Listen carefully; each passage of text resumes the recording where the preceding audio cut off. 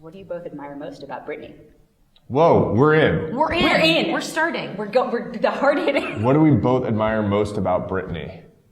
She's an incredible human being. Brittany, real Brittany or the character? Real Brittany or the character, yeah. Both. No, what was your question? It was the character. Okay. Oh, the character. Yeah, like real Brittany, it sounds like there's a lot to admire, but like this character seems very flawed, but also... I admire her cyclical commitment to joy in her life. She may not find joy in the most fulfilling ways at first, but she has a hunger for joy, and that's a great thing. What do you admire most about her? That's a great answer. What's mine?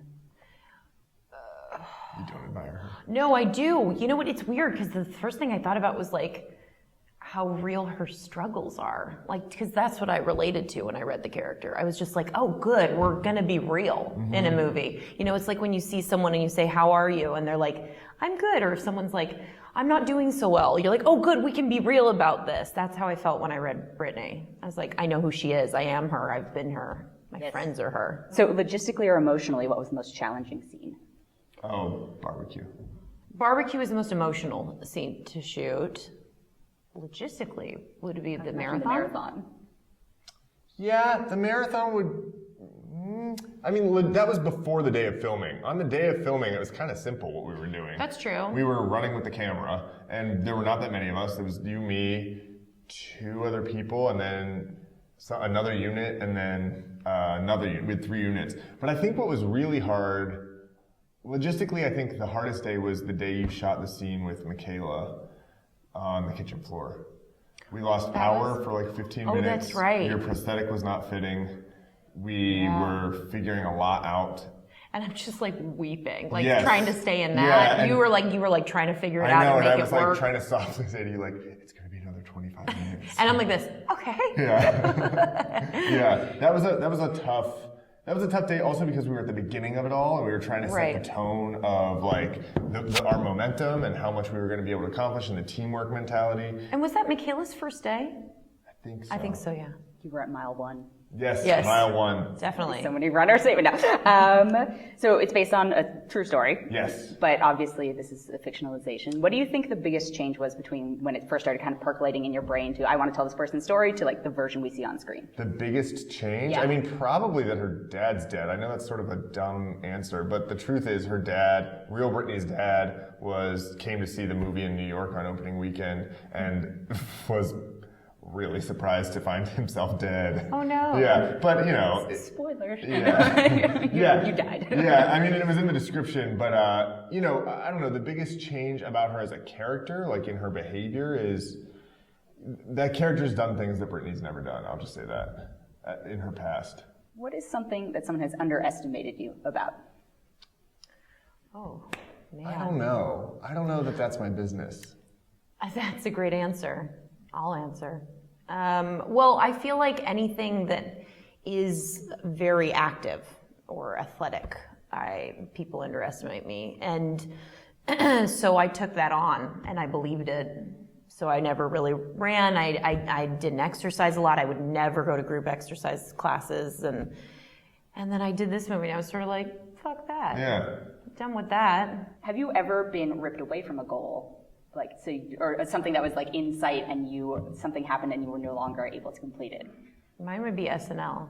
Yeah, I know. Mine was the first pilot I ever shot, and it didn't get picked up, and I was devastated. I had to make the phone calls to the cast to say it's not going forward, and I was like, "Hey, so good morning. Bad news, you know." Oh, but on a personal level, was there ever a goal?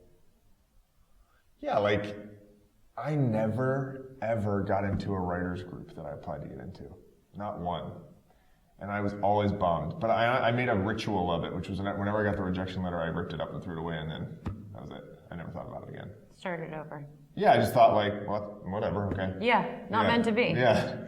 Yeah, I auditioned for SNL, and I didn't get it, and I was devastated. And then they asked me to be a writer, which was amazing, but I was still like, I had that put me in coach mentality, and then it never happened. But then so many things happened in my life because of it. And not even career-wise, just I was around for the passing of my father, I was able to get my first dog, and I know that sounds cheesy, but like he's the love of my life. So big moments happen because I didn't do that. There's a mantra I like that's nothing happens to you, it happens for you. It's written on the back of your sweater. Yeah. Now selling pillows. Well, actually, no, this will segue into a different.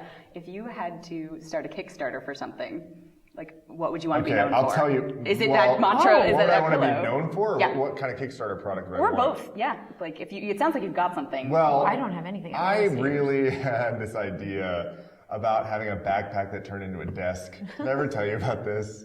And I downloaded Lori Grenier's book on like how to get from zero to hero and have your product on Shark Tank. Yes. And it was like, you need an idea. And I was like, well, I got that. Would you want to go on Shark Tank? Yeah. Yes. I love Shark Tank. And I was like, I need an industrial designer, and I found one, and I met with him, and he yelled at me in public about how bad my idea was. I'm very curious as to the logistics of a backpack desk. Guess what? A year later, I found out they're like made them, not the people that I pitched it to, but other people made them, and they're revolutionizing the education system in India. What? Yes, kids Wait, are we using have to that. look this up I'll show later. you.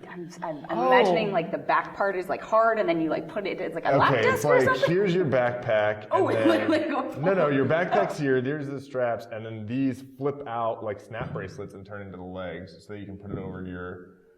But they flip all the way back, so that what's against your back is the flat surface of the desk. This is crazy. Believe that you've thought of this. Oh yeah, I had drawings. You met with someone. You bothered to meet. I know, with and he someone. yelled at me. He yelled That's a at good me. Kickstarter. He yelled at me in an open office plan. Again, teared up. I was like, hey man, I don't know. I had an idea. It's a goal that was ripped from you, It was. but it still might be in sight. I Yes. know. We're submitting this to Shark Tank, right? Yeah. Lori. Yeah. Is Lori your go-to shark? I will Well, talk the about book Shark was Tank great. like- I think Bethany's about to be a shark, so that'll be a good one. Probably. Oh, that's okay. It's my guess. That's a smart. If you had to write a motivational poster or sign for a marathon, what would you write on it? For a marathon. Yeah. I would just write, I believe in you, and then I would put one of those, like a little sign that has a lot of names, and I would just keep flipping them up and hope that one of them saw their name. It's like Carl, that's a very active, Rebecca, participatory sign. You get Donata. one of those LED things they used to sell at Sam's Club when we were kids. Yes. So that you could program the words and just have the That's names great. cycle through. That's great. I don't know. I think I would just blare music. Okay, this is a gross question, but I'm going to ask it. Oh, I'm You can choose excited. not to answer. If you got hit with the runner's trots in the middle of a race, What is that? Poop? poop, the runner's die-die, What would we diarrhea. do? What would you do? What would you do? I mean, there's no question. You have to. What are the options? Can this be multiple choice? Sure, you can continue running as Great. is. And then what happens? You just shit all over yourself. Yeah, you just Okay, you cross the that finish one's line off. with but you're committed to this race. Right. You can stop and try and clean yourself, or you can tap out.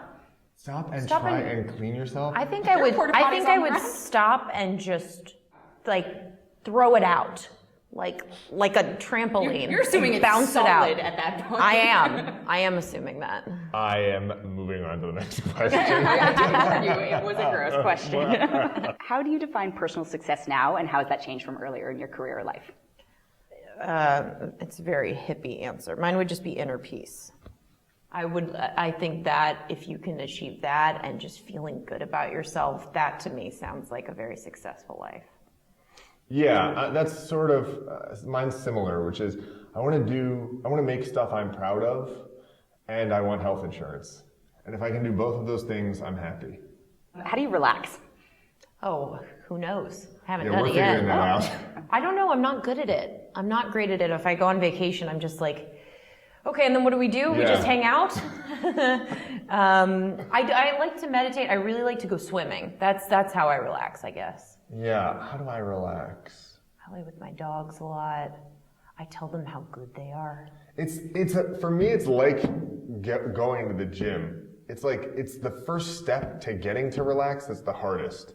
You know, like if I can get in a bath, we were in Chicago 2 days ago, and there was a bathtub in the hotel, and I was like, I got in that bath and I just stared at the sky out the window for like an hour and a half in the bath. And that was Great. relaxing. But to actually commit to getting in the bath is the hard part. So I can get there. I just have to like push myself to turn my phone off.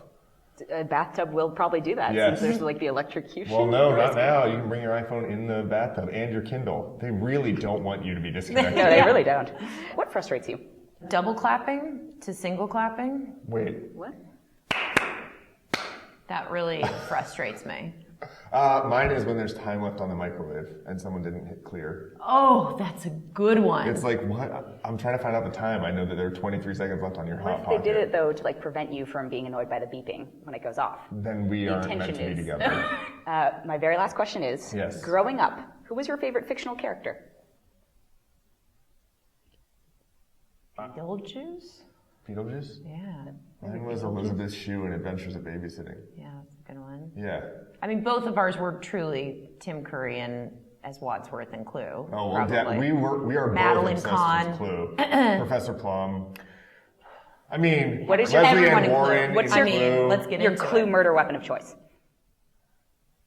Candlestick. I was going to say that. Yeah. Yeah, the candlestick. I'm shouting. All right, well, I think that's our time. We've completely Brittany runs a diverted. Yes, marathon. Brittany runs a Anything is marathon. now. Yeah. Thank you both so much. Congrats on the Thank film. you. Thank you. Thanks. Thank you so much.